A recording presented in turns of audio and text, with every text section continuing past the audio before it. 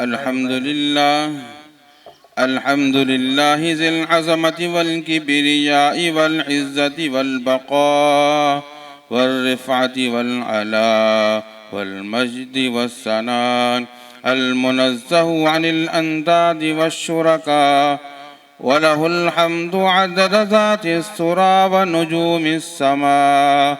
وصلى الله وسلم على نبيه محمد المصطفى وأمين على وحي السماء، الذي أرسله الله تعالى رحمة لكافة الخلق والورى، على آله وأصحابه الذي بذلوا أقصى جهودهم في سبيل الرشد والهدى.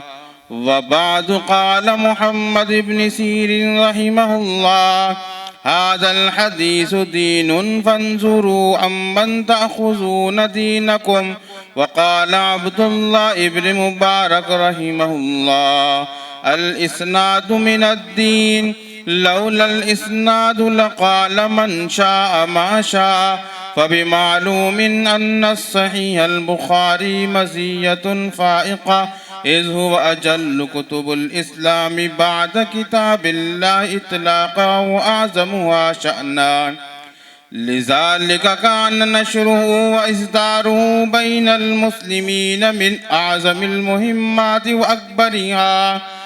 وبالسند المتصل عن الشيخ حماد بن أحمد المدني، الشيخ الجليل المفسر عصره ومحقق دهره، فقيه زماني ومفتي أواني، الشيخ التفسير والحديث مولانا المفتي محمد زرولي خان رحمه الله. وهذا الشيخ النبيل يروي الجامع الصحيح البخاري عن محدث كبير وشارح الترمذي، الشيخ محمد يوسف الحسيني البنوري، وهو يروي عن إمام العصر بحر العلوم والفنون مولانا السيد هشام محمد أنور شاه الكشميري الديوبندي، وهو يروي عن شيخ الهند الحبر الجليل والنحير النبيل مولانا محمود حسن الديوبندي. وكذلك يروي لنا عن المحدث الأعظم فقيه المفخم مولانا المفتي ولي حسن التونكي، وهو يروي عن شيخ الإسلام شيخ العرب والعجم السيد مولانا حسين أحمد المدني صدر المدرس دار العلوم ديوبند، وهو يروي عن شيخ الهند، فهو يروي عن حجة الإسلام قاسم العلوم والخيرات مولانا محمد قاسم النانتوي، عن البدر الطالي الشيخ شاه عبد الغني المجدد عن صدر الأجل الشيخ شاه محمد إسحاق الدهلوي، عن الشيخ الأجل الشيخ عبد العزيز الدهلوي، عن أبيه مسند الهند الشيخ شاه ولي الله محدث الدهلوي قال: أخبرنا الشيخ أبو طاهر محمد بن إبراهيم المدني عن أبيه الشيخ إبراهيم القردي، عن الشيخ أحمد القشاشي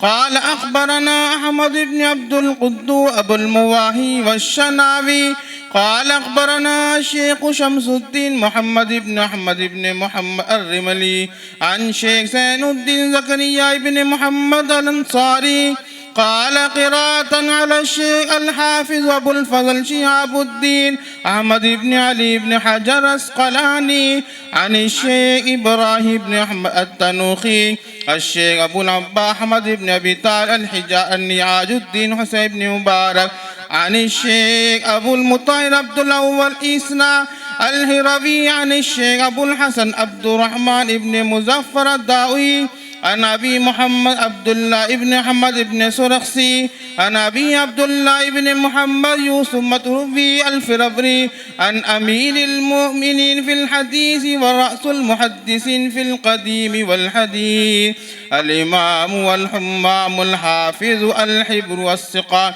أبو عبد الله محمد بن إسماعيل بن إبراهيم بن مغيرة بن بردزبة الجعفي البخاري رحمه الله تعالى رحمة واسعة ونفعنا بعلومه آمين. أنه قال: باب قول الله: ونزع الموازين القسط ليوم القيامة وأن أعمال بني آدم وقولهم يوزن. وقال مجاهد: القسطاس بالعدل بالرومية، ويقال والقسط مصدر المقسط وهو العادل، وأما القاسط فهو الجائر. وبه قال حدثنا أحمد بن إشقام قال حدثنا محمد بن فزيل عن عمار بن قعقاع نبي زرعة نبي هريرة رضي الله تعالى عنه قال: قال النبي صلى الله عليه وسلم: كلمتان حبيبتان إلى الرحمن خفيفتان على اللسان ثقيلتان في الميزان سبحان الله وبحمده سبحان الله العظيم. ماشاءاللہ، جزاک اللہ خیر. بسم اللہ الرحمن الرحیم. نحمده ونصلی علی رسوله الکریم. اما بعد. قال اللہ تبارک وتعالی فی القرآن المجید والفرقان الحمید. اعوذ باللہ من الشیطان الرجیم. بسم اللہ الرحمن الرحیم. ونضع الموازین القسط لیوم القیامہ فلا تظلم نفس شیئا. صدق اللہ العظیم. وأن أعمال بني آدم وقولهم توزن أو يوزن. وقال مجاهد: القسطاس أو القسطاس. العدل بالرومية، ويقال القسط مصدر المقسط وهو العادل، وأما القاسط فهو الجائر. قرآن کریم فرقان حمید کے بعد سب سے محترم و مکرم اور معتمد کتاب وہ بخاری شریف ہے، جس کو علماء فرماتے ہیں اصح الکتب بعد کتاب اللہ. اللہ کی کتاب کے بعد سب سے صحیح کتاب وہ بخاری شریف. اور امام بخاری رحمۃ اللہ علیہ نے جس شان و شوکت کے ساتھ، جس اہتمام اور احترام کے ساتھ اس کتاب کی تحریر اور احادیث کو جمع کیا ہے، ایسا اہتمام کسی اور محدث نے نہیں کیا جو امام بخاری رحمۃ اللہ علیہ نے کیا. اور قبولیت بھی ایسی کسی کتاب کو نہیں ملی جو اللہ نے بخاری شریف کو دی ہے. پوری دنیا میں اگر سب سے زیادہ حدیث کی کوئی کتاب پڑھی جاتی ہے تو وہ بخاری شریف پڑھی ہے، بہت زیادہ. چاہے حنابلہ ہوں، شوافع ہوں، مالکیہ ہوں، احناف ہوں، سب کے لیے مستند اور محترم اور معتمد کتاب و بخاری شریف ہے. یہ اللہ تعالیٰ نے امام بخاری رحمۃ اللہ علیہ کو اعزاز دیا. تکلیفیں بھی بہت تھیں زمانے میں، اتنی مشکلات برداشت کی تھی امام بخاری رحمۃ اللہ علیہ نے کہ کسی ناقص پر اگر وہ مشکلیں آ جائیں تو شاید ایمان سے بھی فارغ ہو جائے. اپنے گھر سے بے گھر کیا، در بدر ہوئے، کبھی ادھر کبھی ادھر، کبھی اس گھر کبھی اس گھر، لیکن اپنے کام اور موقف کو تبدیل نہیں کیا. ہمیشہ دنیا میں کامیاب وہ لوگ ہوتے ہیں جو اپنے ایک موقف پر حق کے ساتھ، دلیل کے ساتھ ڈٹ جاتے ہیں. اللہ پھر ان کے کاموں میں مدد بھی فرماتے ہیں. اور یہ تو حق کی نشانی. اللہ فرماتے ہیں جاء الحق وزهق الباطل. حق آئے گا تو باطل خود جائے گا. ان الباطل کان زہوقا. باطل ٹکنے والا نہیں ہے، اس کا کام ہی ختم ہونا اور زائل ہونا ہے. تو اللہ تعالیٰ کے بڑے احسانات میں سے سب سے بڑا احسان یہ ہے کہ اللہ نے ہمیں انسان بنایا ہے. دنیا میں اور بھی بہت ساری مخلوقات ہیں، گائے ہیں، جن ہیں، بیل ہے، بکری ہے، حیوانات ہیں، نباتات ہیں، لیکن انسان جس کے بارے میں اللہ فرماتے ہیں لقد خلقنا الانسان فی احسن تقویم. ہم نے انسان کو سب سے خوبصورت، احسن، افضل بنایا ہے. اور ایک جگہ اور ارشاد فرمایا کہ وَلَقَدْ كَرَّمْنَا بَنِي آدم. ہم نے بنی آدم کو بہت ہی معزز، محترم اور مکرم بنایا ہے. تو دوسرا احسان اللہ نے ہم پہ یہ کیا کہ اللہ نے ہمیں ایمان اور قرآن مجید فرقان حمید عطا فرمایا. ایمان اتنی بڑی نعمت ہے کہ انسان بنانے کے بعد اللہ نے دو چیزیں دی، ایمان اور کفر۔ فمن شاء فلیؤمن ومن شاء فلیکفر، جس کو جو چاہے ایمان قبول کر لے، جو چاہے کفر پر قائم رہے، وہ پھر اس کا نصیب ہے۔ حق کی چیزیں اللہ نے سامنے رکھ دی ہیں، اور اس سے بڑا انعام ہے قرآن کریم فرقان حمید، جس کے بارے میں اللہ فرماتے ہیں ذالک الکتاب لا ریب فیہ، یہ ایسی کتاب ہے اس میں شک نہیں کوئی کر سکتا، نہ الفاظ میں، نہ انداز میں، نہ صورتوں میں، نہ سیرت میں، نہ نقطے میں، نہ اس پر عمل کر کے کامیابی میں کوئی شک نہیں ہے۔ جو عمل کرے گا 100% اللہ نے اس کو نجات رکھی ہے، دنیا میں بھی آخرت میں۔ دوسری جگہ اللہ فرما رہے ہیں بل اللہ یمن علیکم ان ہداکم للایمان، اللہ کا تم پر احسان ہے کہ تمہیں ہدایت دی ہے ایمان کے ذریعے۔ ان کنتم صادقین، جلالین میں ان کنتم صادقین فی ہذہ الدعوہ، اگر تم اپنے دعوے میں سچے ہو۔ تو قرآن کریم فرقان حمید بہت بڑی نعمت ہے۔ آپ دیکھیں کہ دنیا میں آپ کو کسی بھی کتاب کا حافظ نہیں ملے گا، نہ تورات کا، نہ زبور کا، نہ انجیل کا، نہ کوئی صحیفے کا، لیکن آپ کو قرآن کریم کا حافظ دنیا کے ہر کونے میں ملے گا۔ پورا قرآن ہر عمر کا ملے گا، 6 سال 5 سال کے طالب علم اور طالبہ سے لے کر 70 80 سال 100 سال تک آپ کو قرآن کریم کے حافظ ملے، یہ قرآن کا اعجاز ہے۔ اور دوسری چیز ہے جو اللہ نے ہم پر احسان فرمایا، جو اللہ فرماتے ہیں لقد من اللہ علی المؤمنین، یہ من یمن کے معنی آتے ہیں احسان جتانا۔ اللہ نے ہم پر کسی بھی چیز پہ احسان نہیں جتایا، لیکن دو چیزوں میں احسان جتایا ہے۔ ایک ہدایت صراط مستقیم، جس کو اللہ نے کہا بل اللہ یمن علیکم ان ہداکم للایمان، اور دوسری جگہ حضرت صلی اللہ علیہ وسلم کی بعثت پر احسان جتایا، وہ فرمایا لقد من اللہ علی المؤمنین اذ بعث فیہم رسولا، ہم نے احسان کیا ہے مومنین پر کہ ان کو حضرت صلی اللہ علیہ وسلم جیسی عظیم شخصیت عطا فرمائی ہے، اور ایسا نبی کہ اس سے پہلے نہ کوئی نبی ایسا آیا، نہ قیامت تک کوئی نبی ایسا آئے گا۔ تو اب اللہ کا شکر ہے، جتنا بڑا اعجاز قرآن کا ہے، ایمان کا ہے، اللہ نے اس کی حفاظت کے لیے اس کے اسباب کے درجے میں ایسے لوگ پیدا فرما دیے علماء کی صورت میں۔ آپ دیکھیں جو اسلام کے قلعے ہیں، مدارس، یہ علماء ان کی حفاظت کر رہے ہیں۔ ہر آنے والی پریشانی اپنے سر لیتے ہیں اور ایک سایہ بن کر مدرسے اور مسجد کو سنبھالے ہوئے ہیں، اور یہ کوئی عام بات نہیں ہے، یہ عام بات نہیں ہے، کیونکہ مسجدوں کا اور مدرسوں کا نظام سنبھالنا یہ اللہ جسے چاہے وہی سنبھال سکتا ہے، اس لیے کہ ابراہیم خلیل اللہ جو تھے، جن کے بارے میں اللہ فرماتے ہیں وَإِبْرَاهِيمَ الَّذِي وَفَّى، حضرت ابراہیم وہ ہیں جنہوں نے اللہ سے وفا کی ہے۔ ان کو اللہ فرماتے ہیں وَعَهِدْنَا إِلَىٰ إِبْرَاهِيمَ وَإِسْمَاعِيلَ، ہم نے حضرت ابراہیم علیہ السلام سے اور حضرت اسماعیل علیہ السلام سے عہد و پیما لیا ہے ان طہر بیتی للطائفین والقائمین، اور دوسری جگہ والعاکفین والرکع السجود، کہ پوری دنیا سے لوگ آئیں گے طواف کرنے، طائفین، پوری دنیا سے لوگ آئیں گے نماز پڑھنے، رکوع سجدہ کرنے والے، پوری دنیا سے آئیں گے معتکفین، اعتکاف کرنے والے، خدا کے گھر میں قیام کرنے والے۔ تو ابراہیم اور اسماعیل آپ دونوں کی یہ ذمہ داری ہے کہ آپ دونوں نے ان طہرا بیتیا، میرے گھر کا نظام سنبھال کے رکھ، میرے گھر کو صاف ستھرا رکھنا۔ علماء جانتے ہیں، طلباء بھی بیٹھے ہیں، کہ طاہر امر کا صیغہ تثنیہ، کہ بھائی آپ دونوں نے میرے گھر کو صاف رکھنا ہے، میرے گھر کا نظام سنبھال کے رکھنا ہے۔ آپ دیکھیں اگر علماء انبیاء کے وارث ہیں تو اللہ کے نبی علیہ السلام نے فرمایا کہ العلماء ورثۃ الانبیاء، علماء انبیاء کے وارث ہیں، اور ایسے وارث ہیں صرف ممبر و محراب نہیں سنبھالا، ایک ایک نبی کی ہر ادا کو، ہر صورت و سیرت کو سنبھالنے کی کوشش کی۔ سبحان اللہ۔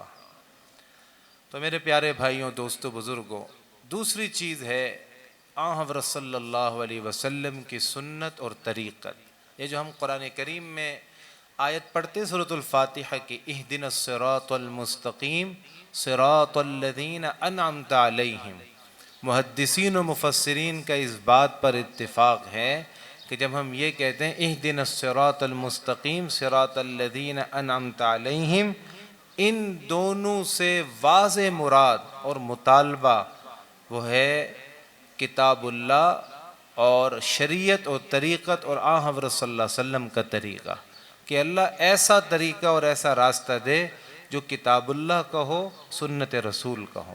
تو اس سے مراد کیا ہے؟ کتاب اللہ ہے اور سنت رسول ہے۔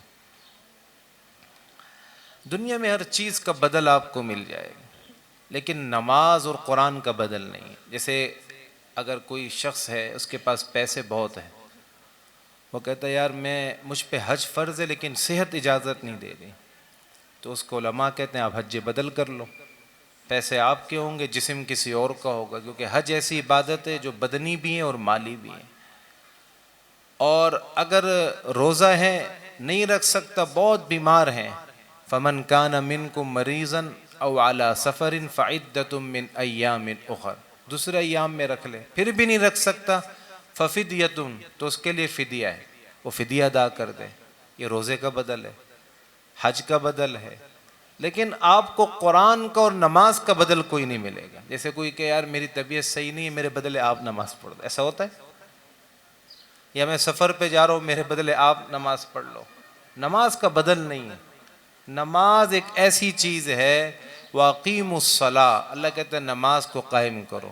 نماز ایسی ہے، قد افلح المؤمنون الذین هم فی صلاتهم خاشعون، نماز ہے جس کی حفاظت اللہ فرماتے کرنی ہے۔ نماز وہ ہے جس کے بارے میں فرمائے حافظوا علی الصلوات والصلاۃ الوسطی وقوموا للہ قانتین، یہ نماز ہے، اس کا بدل نہیں۔ دوسرا قرآن کریم کی تلاوت کا بدل نہیں ہے۔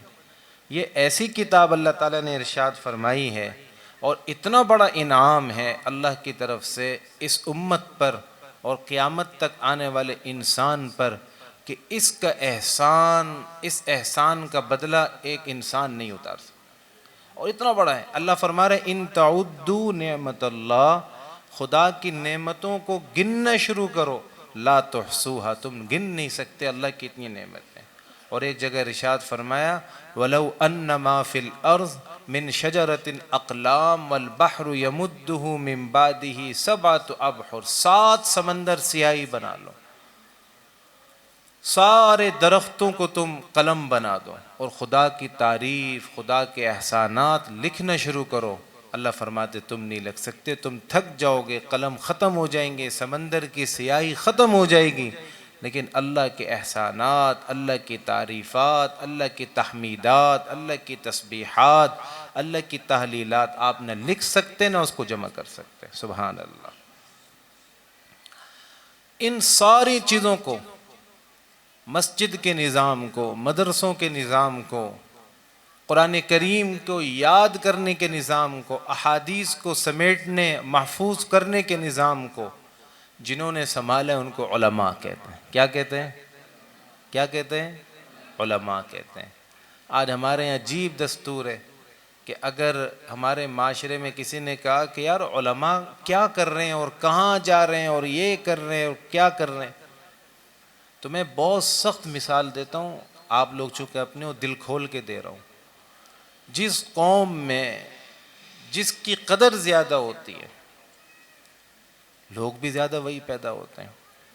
یعنی اگر ایک شادی ہو رہی ہے، شادی میں ایک عالم نکاح پڑھا رہے ہیں، تو پہلے تو اس کو کہیں گے یار آپ ہال میں آ جاؤ، وہ کہے گا یار نکاح تو مسجد میں سنت ہے، آپ مسجد میں آؤ، وہ کہتا ہے نہیں فلاں نہیں مان رہے، ماموں نہیں مان رہا، چاچا نہیں مان رہا۔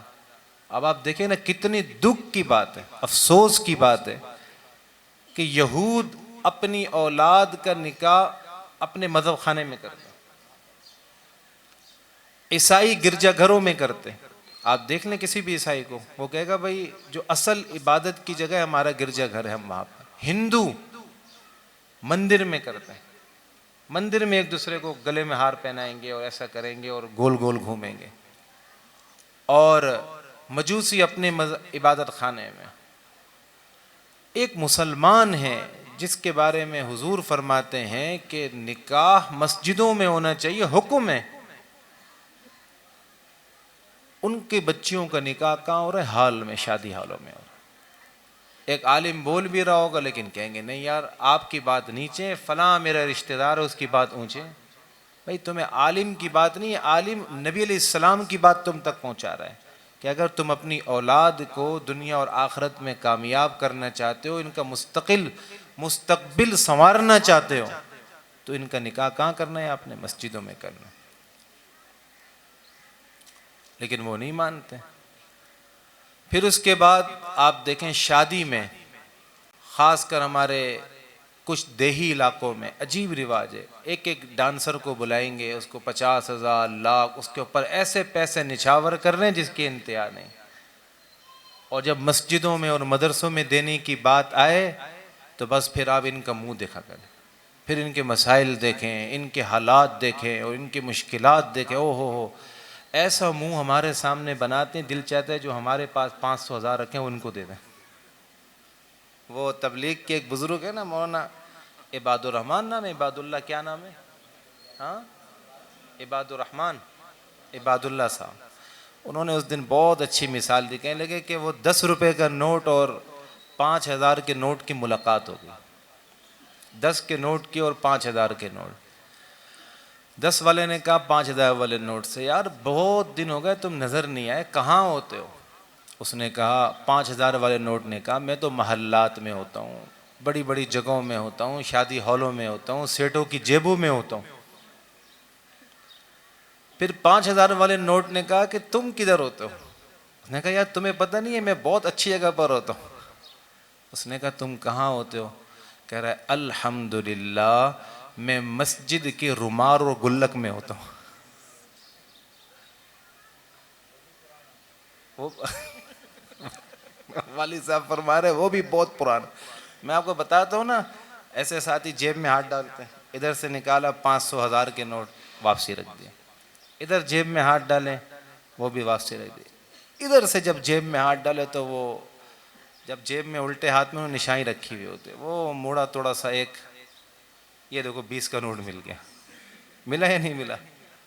تو وہ کہتے ہیں اس کے اندر کوئی 10 کہاں آیا؟ بولا استاد تجھے ہی ڈھونڈ رہا تھا. تو کدھر تھا تم؟ پھر وہ کہتے ہیں یہ رومال میں رکھ دو. ایک بہت بڑا ہمارا بلڈر ہے، ساتھی ہیں، یہاں کراچی میں مکانات بناتے ہیں، بہت اچھے بھی ہیں. تو انہوں نے کیا کیا، پورا عملہ اسٹاف رکھا ہوا ہے 40-50 لوگوں کا، امام بھی رکھا ہوا ہے. یہ بھی اچھی بات ہے یار، چلو نماز پڑھ لیں. تو میں نے پوچھا یار یہ آپ کے مینیجر کی تنخواہ کتنی ہے؟ اس نے کہا 1.5 لاکھ. آپ کے سپروائزر کی تنخواہ کتنی ہے؟ اس نے کہا 1,20,000. آپ کے ایڈمن کی؟ اس نے کہا 1,00,000. آپ کے یہ جو اکاؤنٹس کا کام کرتے اس کے کتنی؟ اس نے کہا 1,00,000. کرتے کرتے کرتے میں نے کہا چوکیدار کی؟ کہتا ہے 40,000. کتنی ہے؟ زور سے بولو کتنی؟ پھر بادل نخواستہ. کیا کہہ رہا ہوں میں؟ بادل نخواستہ سمجھتے ہیں آپ؟ بادل نخواستہ. میں نے پوچھا جان کی امان پاؤں تو یہ بتائیں، یہ جو مسجد میں 5 وقت کی نماز پڑھاتے ہیں ان کی تنخواہ کتنی ہے؟ تو انہوں نے کہا مجھے تو پتہ نہیں ہے. وہ اکاؤنٹس والوں کو بلایا بھائی یہ جو مولوی آتا ہے اس کی تنخواہ کیا ہے؟ انہوں نے کہا 14,000 روپے. کتنی؟ زور سے بولو کتنی ہے؟ 14,000 روپے اس کی تنخواہ ہے. اس نے کہا اچھا. میں نے کہا یار یہ تھوڑی زیادہ لگ رہی ہے مجھے، کچھ کم کر دیے جائے. تو اب اس سیٹ نے کیا کہا، بیچارہ ہے مخلص آدمی لیکن تھوڑی توجہ کی اور سمجھانے کی ضرورت تھی. کہہ رہے یار مفتی صاحب یہ نماز ہی تو پڑھاتا ہے. کیا بول رہے؟ نماز ہی تو پڑھاتا ہے، یعنی اس کے ذہن میں امامت کا رتبہ ہی نہیں ہے. کہہ رہے جو ایڈمن ہے اس کا کام زیادہ ہے، جو سپروائزر ہے اس کا کام زیادہ ہے، جو سب سے اوپر مینیجر ہے، اس کا کام زیادہ ہے، یہ تو صرف خالی نماز ہی پڑھاتا ہے۔ اور میں نے کہا بھائی اگر ایڈمن نہ ہو، مشیر نہ ہو، اکاؤنٹس والا بندہ نہ ہو، قبر میں آپ کی بخشش ہے، اگر نماز نہیں ہوگی تو بخشش ہے؟ کہتا نہیں۔ قرآن میں اللہ فرما رہے ہیں اے نبی جب تک آپ ان میں موجود ہیں نا، صحابہ میں، آپ نے آپ صلی اللہ علیہ وسلم کا سنا نا، کتنے دن ہو گئے نماز نہیں پڑھنے، پڑھا نہیں سک رہے، تو حضور نے فرمایا مرو ابا بکر، ابو بکر کو حکم دو فلیصلی بالناس، وہ لوگوں کو نماز پڑھائیں۔ حالانکہ حضرت عباس موجود ہیں، حضرت علی موجود ہیں، حضرت عمر موجود ہیں، حضرت عثمان موجود ہیں، لیکن آپ صلی اللہ علیہ وسلم حکم دے رہے ہیں کس کو؟ حضرت ابو بکر صدیق رضی اللہ تعالیٰ عنہ۔ اور اللہ حکم دے رہے ہیں نبی کو اذا کنت فیہم فاقمت لہم الصلاۃ، اے نبی جب تک آپ ان میں نماز کی امامت آپ خود کریں گے۔ اس لیے ہمارے استاد، ہمارے شیخ، ہمارے مربی، استاذ المحترم والمکرم فقیہ الملت والدین ووسیلتنا الی اللہ الشیخ المفتی محمد زرول خان صاحب نور اللہ مرقدہ، آخر وقت تک، ایک میں نے ان کو اور ایک میں نے اپنے والد صاحب دامت برکاتہم کو دیکھا ہے، جتنا امامت کا ان حضرات نے اہتمام اور احترام کیا ہے، مصلی اور مسند نبوی کا جو خیال رکھا ہے، شاید کوئی عالم اور مولوی کر سکے۔ وہ کہتے ہیں نماز تو ہے، کوئی بھی قاری پڑھا دے گا، کوئی ایسا پڑھا دے گا، نماز ایسی چیز ہے، نماز مذاق ہے، امامت مذاق ہے۔ کتنی اہمیت ہے امامت کی یار، کتنا احترام ہے امامت کا۔ تو کہتا ہے آپ کیا چاہتے ہیں؟ میں نے کہا اتنی تنخواہ تو کر دو جتنی تمہارے چوکیدار کی، اتنی تو کر دو یار۔ پھر آپ دیکھیں ہر چیز کا ہماری زندگی میں بل لگا ہوا ہے، آپ اپنے حساب لگا لیں، سب جتنے بیٹھے ہیں، ہم بھی، خواتین بھی، دائیں بائیں والے بھی، ہاں بھائی مہینے کا دودھ کا بل، وہ بولے گا اتنے ہزار، مہینے کا نیٹ کا خرچہ، فون کا اتنا 100، اتنا 1000، راشن کا اتنا 1000، پیٹرول کا اتنا 1000۔ اگر اس خانے میں ایک خانہ نہیں ہوگا، وہ ہوگا مسجد اور مدرسے کا، وہ بولے گا یار یہاں کیا ہے، یہاں تو کچھ دینا ہی نہیں ہے، تو نہ دو۔ جو نہیں دے گا تب بھی ادارے اور مدرسے چلیں گے پوری دنیا میں، جو دے گا اپنا بھلا کرے گا، اپنے کام بڑھائے گا۔ تو یہ علماء ہیں جو ہر مشکل کو سر پہ لے کر، ہر مشکل حالات کا مقابلہ کر کے، وہ آپ کے بچوں کو، ہمارے بچوں کو دین کی تعلیم دے رہے ہیں۔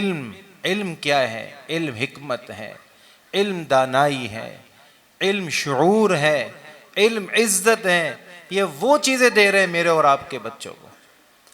آج آپ کو پتہ نہیں چلے گا کہ یہ عالم کیا چیز ہے۔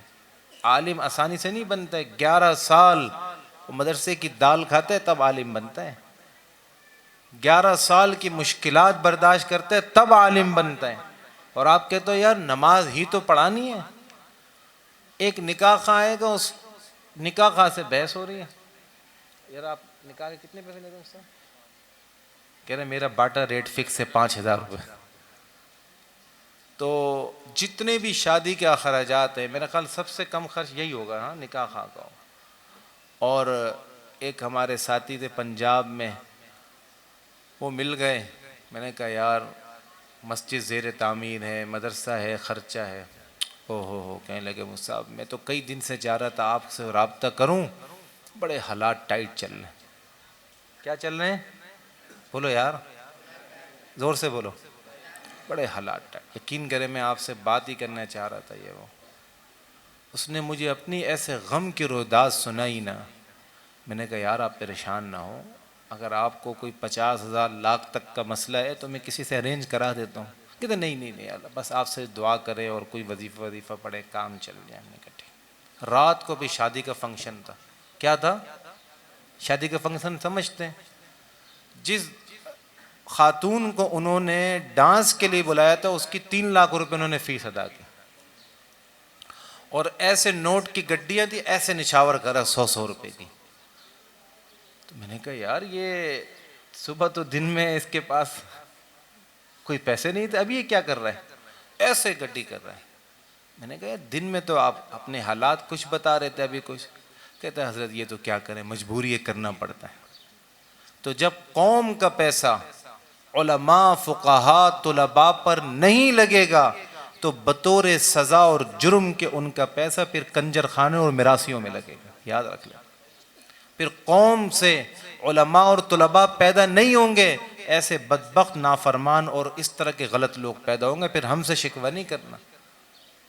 تو آپ جس چیز کا احترام نہیں کرو گے، قدر نہیں کرو گے، پرموٹ نہیں کرو گے، وہ کیسے چیزیں آگے پیدا ہوں؟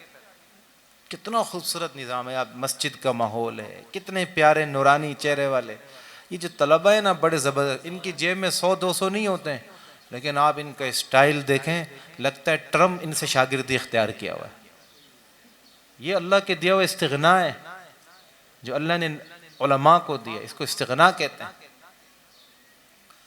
تو بہرحال میرے پیارے بھائیوں، دوستوں، بزرگوں، انما یخشی اللہ من عبادہ العلماء، اور دوسری جگہ اللہ فرما رہے ہیں هل یستوی الذین یعلمون والذین لا یعلمون، ایک عالم اور غیر عالم کبھی برابر نہیں ہو سکتے، کیونکہ اللہ تعالیٰ نے علماء کو مشقت بھی دی ہے، انعام بھی بہت بڑا دیا ہے۔ آپ دیکھیں ہمارے جو بڑے بزرگان دین ہیں، آباء و اجداد ہیں، اتنے بڑے بڑے علماء ہیں، شیخ سلیم اللہ خان کو دیکھیں، حضرت اقدس مولانا حسین احمد مدنی کو دیکھیں، اور اسی طریقے سے شیخ الہند کو دیکھیں، جن کے بارے میں ہم کہتے ہیں اولئک آباء، یہ ہمارے آباء و اجداد ہیں۔ اگر کوئی شخص ہے فجئنی بمثل، ان جیسا کوئی ہمیں دکھا بھی دے یا بتا بھی دے، کوئی نہیں کر سکتا۔ اب کہتے ہیں کہ یہ مدرسے ہیں کیا؟ یہ انسانیت کے کارخانے ہیں۔ یہ مدرسے کیا ہیں؟ یہاں سے عالم، حافظ، قاری پیدا ہو رہے ہیں۔ یہ مدرسے کیا ہیں؟ یہاں سے علماء پیدا ہو رہے ہیں۔ آج جتنے بھی علماء ہیں پورے پاکستان میں، آپ مولانا تقی عثمانی صاحب کو دیکھیں، مولانا رفیع عثمانی صاحب مرحوم کو دیکھیں، حضرت اقدس شیخ التفسیر والحدیث مفتی اعظم پاکستان مفتی محمد ظفر خان رحمہ اللہ کو دیکھیں، حضرت اقدس مفتی نظام الدین شامزئی ہیں، ڈاکٹر عبدالرزاق اسکندر تھے، جتنے حضرات تھے، یہ کس نے پیدا کیے تھے؟ کس نے بنائے؟ کس نے تیار کیے؟ مدرسوں نے۔ کس نے؟ مدرسوں نے، جن کا فتویٰ پوری دنیا میں چلا، یہ مدرسوں نے تیار کیا۔ تو مدرسے مضبوط ہوں گے تو اسلام کا قلعہ مضبوط ہوگا۔ جب اسلام کا قلعہ مضبوط ہوگا تو ایسے حافظ، عالم، قاری ایسے اللہ پیدا کرتا جائے گا۔ آپ دیکھو، یہ ایک چھوٹا سا مختصر سا ادارہ ہے، اور اساتذہ کرام کی مشق ہے، محنت ہے، جد و جہد ہے۔ میں ابھی سن رہا تھا، ایک طالب علم آیا، وہ سندھی میں تقریر کر رہا ہے۔ جو حضرات دیر سے آئے ہیں وہ بعد میں یہ جو بنا رہے ہمارا نشریات والا ویڈیو وہ دیکھیں۔ ایک سندھی میں تقریر کر رہا ہے، کوئی سرائکی میں تقریر کر رہا ہے، کوئی پشتو میں تقریر کر رہا ہے، کوئی اردو میں کر رہا ہے، کوئی عربی میں کر رہا ہے۔ وجہ کیا ہے؟ کہ اللہ اور اس کے رسول کے پیغام کو دنیا کی ہر زبان والے تک اور دنیا کے ہر کونے تک پہنچانا ہماری ذمہ داری، اس لیے ہم یہ زبان سیکھ بھی رہے ہیں، سکھا بھی رہے ہیں۔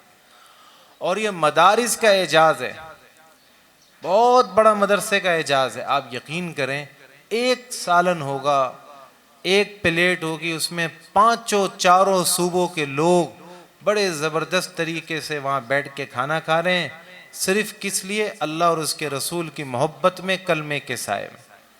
آئے دن آپ دیکھیں یونیورسٹیوں میں، کالجوں میں لڑائی ہو رہی ہے، کبھی ایک قوم پرست دوسرے کی ٹھکائی لگا رہا ہے، کوئی سیاست والا پہلے کی لگا رہا ہے۔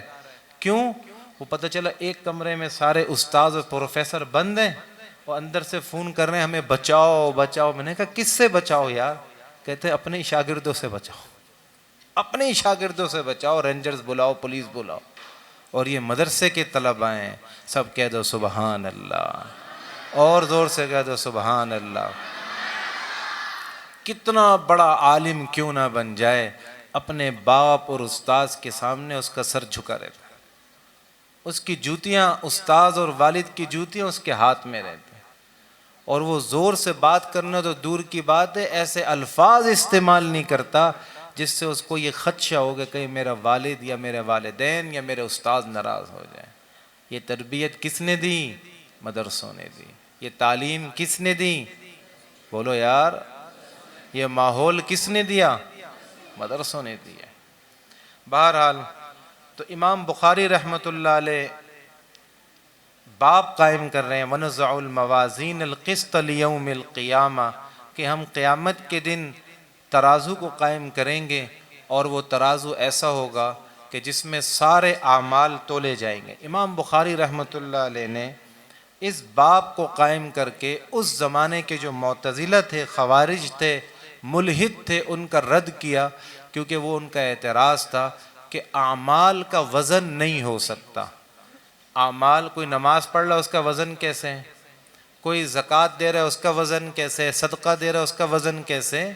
تو انہوں نے فرمایا نہیں، جب اللہ نے کہا تو ہو سکتا ہے۔ اور آج تو بہت آسان ہے، جب ہم ہواؤں کو تول سکتے کہ بھئی ٹمپریچر ہوا کا اتنا ہے، بخار کو تول سک رہے ہیں تھرمامیٹر لگا کر کہ بھئی آپ کا بخار اتنا ہے، تو اللہ کا تو نظام قدرت والا ہے، ان اللہ علی کل شیء قدیر۔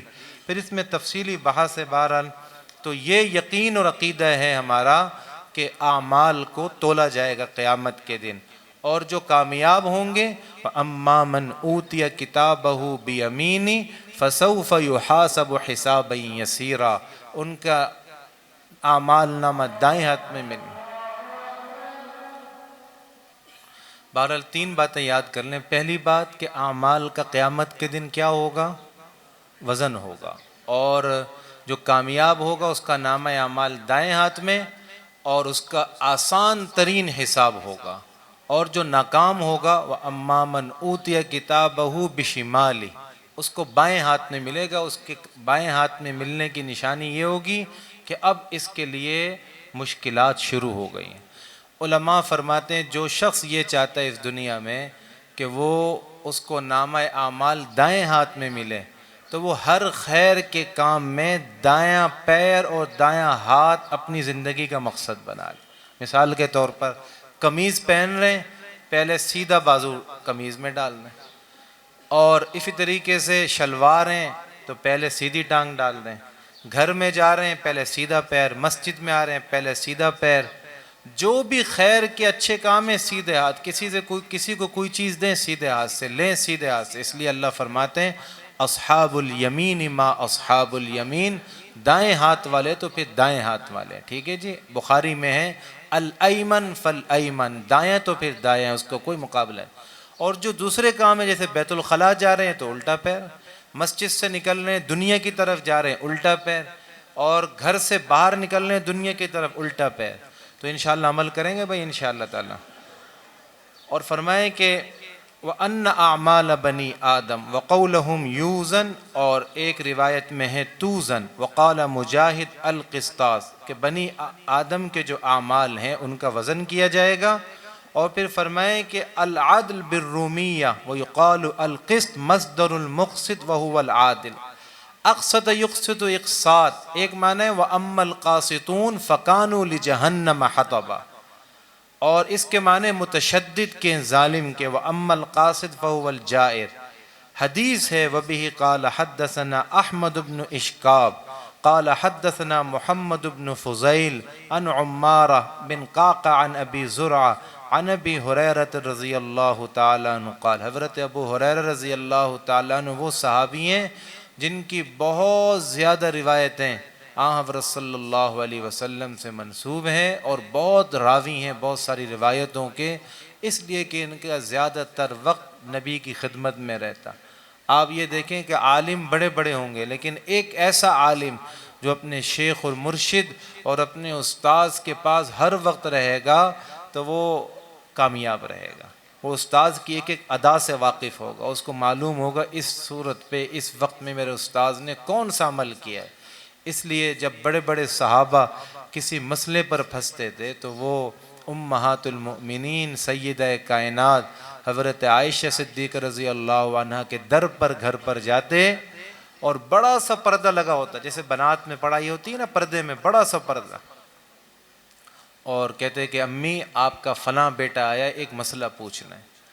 تو ماں جی کہتی جی بیٹا پوچھیں، چونکہ جتنی بھی نبی کی بیویاں ہیں اللہ فرماتے ہیں النبی اولیٰ بالمؤمنین من انفسہم وازواجہ امہاتہم، نبی کی ساری بیویاں ساری امت کی مائیں ہیں۔ پھر وہ تشریح کرتی ہیں اس لیے فرمائے کہ عائشہ کانت افقہ فی الدین، عائشہ جو ہے نا دین کی سب سے زیادہ سمجھ والی اور فہم و فراست والی حضرت عائشہ صدیقہ رضی اللہ تعالی عنہا ہے۔ آج لوگ کہتے ہیں کہ مدرسے والے تعلیم کے خلاف ہیں۔ او بھائی، نبی پاک صلی اللہ علیہ وسلم کی ساری سیرت حضرت عائشہ نے محفوظ کی اور امت کو بتائی، حضرت میمونہ نے محفوظ کی، امت کو بتائی ہیں۔ اور ازواج مطہرات کے ساتھ ساتھ ہمارے کبار صحابہ کی جو ازواج تھیں تعلیم یافتہ تھیں، تو تعلیم کے ہم مخالف نہیں ہیں، تعلیم کے تو ہم کہتے ہیں ہو ضرور ہو، ہم صرف اتنا کہتے ہیں جناب تعلیم ہو، و یہ خیال کر لو پردے کا اختلاط نہ ہو۔ ہم بھی تو مدرسوں میں تعلیم دے رہے ہیں، 6 سال ایک طالبہ پڑھتی ہے، 6 سال، استاذ اس کو بنت فلاں اس کو پتہ ہی نہیں ہے کہ اس کا نام کیا ہے، اس کے والد کا نام کیا ہے، کہاں سے آتی ہے، واسطہ نہیں ہو، کہتا ہے میرا واسطہ کتاب سے، کتاب پڑھائی بس ختم۔ تو تعلیم تو ہم بھی دے رہے ہیں، تعلیم پر اختلاف نہیں ہے، طریقہ تعلیم پر اختلاف ہے۔ آپ ہمارے طریقے پہ تعلیم دو تو ہم کہیں گے کہ انشاءاللہ تعالیٰ یہ ڈاکٹر بھی بنے، انجینئر بھی بنے، پائلٹ بھی بنے، ہر قسم کے معاملات سیکھیں یہ خواتین۔ تو حضرت ابو ہریرہ فرماتے ہیں قال النبی صلی اللہ علیہ وسلم کلمتان حبیبتان الی الرحمن، 2 کلمے ایسے ہیں، حبیبتان ای محبوبتان الی الرحمن، جو اللہ رحمان کو بہت محبوب ہیں، خفیفتان علی اللسان، بہت ہی ہلکے پھلکے ہیں زبان میں۔ تو یہ مت سمجھنا کہ اگر اللہ کو محبوب ہیں لیکن زبان میں ہلکے ہیں تو شاید وزن زیادہ نہیں ہوگا یا اس کی اہمیت اور قدر کم ہوگی۔ فرمایا ایسا نہیں ہے، ثقیلتان فی المیزان، میزان میں وزن میں اس کا بہت وزن اور قدر ہے۔ وہ کون سے ہیں؟ سبحان اللہ و بحمدہ سبحان اللہ العظیم۔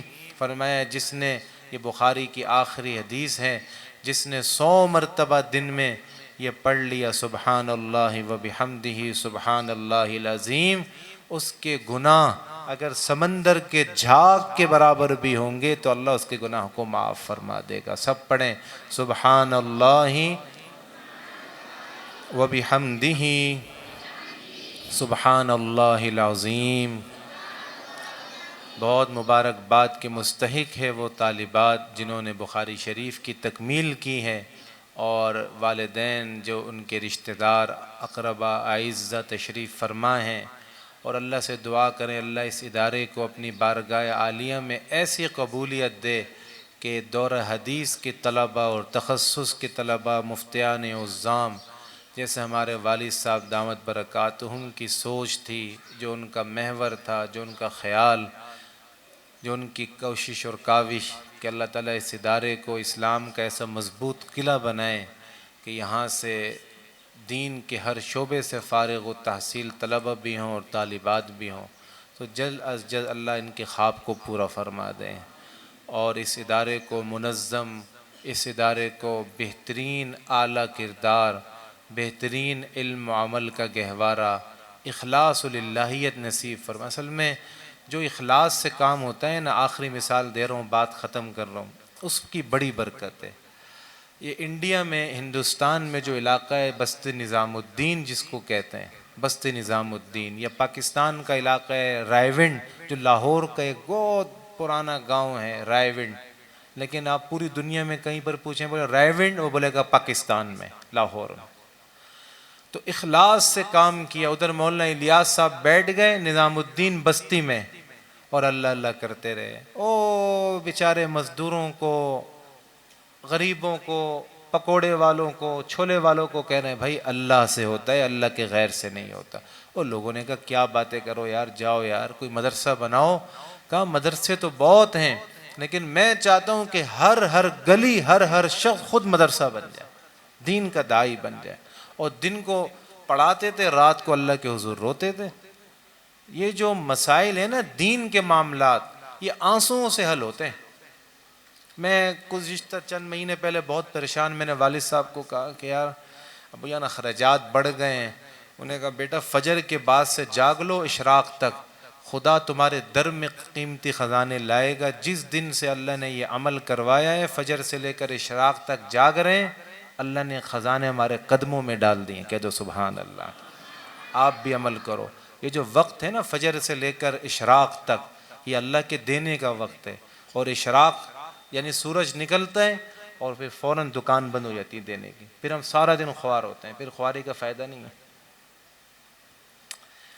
تو اللہ اللہ کی صدائیں بلند ہوتی رہی نظام الدین بستی میں، اور اخلاص اتنا زیادہ تھا، للہیت اتنی زیادہ تھی، زہد اور تقوی اتنا زیادہ تھا. اللہ نے ایسی قبولیت دی کہ لاہور کے علاقے ریونڈ اور انڈیا کے علاقے بست نظام الدین کا جو فیض ہے 200 سے زیادہ ممالک میں اللہ نے پہنچا دیا ہے.